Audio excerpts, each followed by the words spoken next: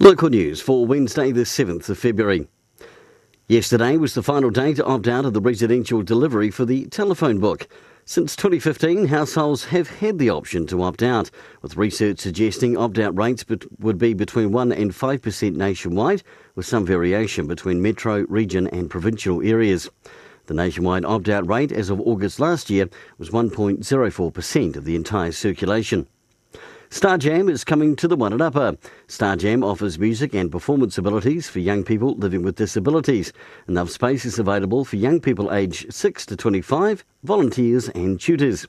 The workshops are a place for participants to have fun, make new friends and experience the belief that anything is possible.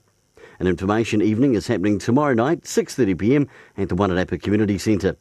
And in sport, great news for former Wairarapa hockey star Dane Lett. He's been selected for the Commonwealth Games side.